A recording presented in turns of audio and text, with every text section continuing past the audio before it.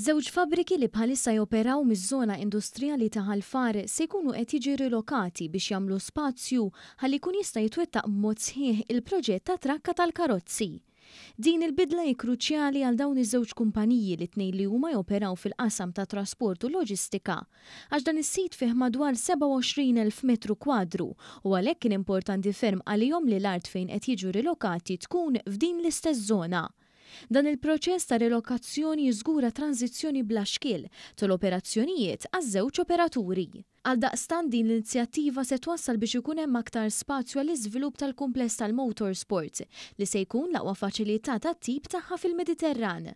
Il-Ministru għall-Edukazzjoni, l-Isport, iż-Żgħażagħ, ir-Riċerka u l-Innovazzjoni Clifton Grima u l-Ministru għall-Ekonomija, l-Intrapriża u Proġetti Strateġiċi Silvio Xkembri fl-aħħar jiem żaru s-sit fejn se jiġu rilokati iż-żewġ operaturi, l-Atrans u l-White Brothers, fejn it-tindif mill-Indis mixi ġmielu.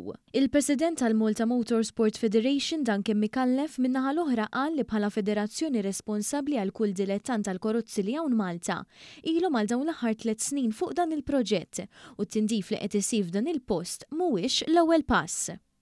Hawnhekk hawn mal-1,5 miljun euro ta' remi warajna, ġifieri mhux ċajta.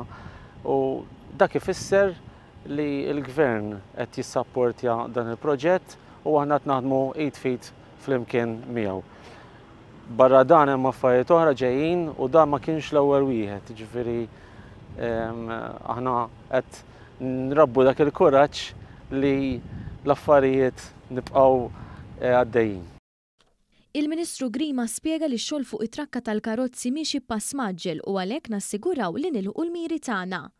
Il-Ministru Xkembri ringrazzja lill-Indis li qed imexxu din ir-rilokazzjoni u b'dan ix-xogħol qed jaraw li jaslu aktar viċin il-ħolma ta' trakka.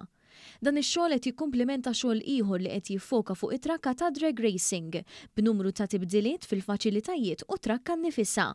L-ewwel fażi ta' trakka tal-motorsport se tara titjib infrastrutturali fuq it-trakka eżistenti ta' drag racing li se jwassal biex din il-faċilità issa tkun tista' tiġi ċertifikata mill-Federazzjoni Internazzjonali Awtomobilistika u bekk tidħol b'mod uffiċjali fil-kalendarju tal-FIA. Għalhekk dan ix-xogħol se jkun possibbli li trakka tospita attivitajiet ta' livell internazzjonali ta' drag racing.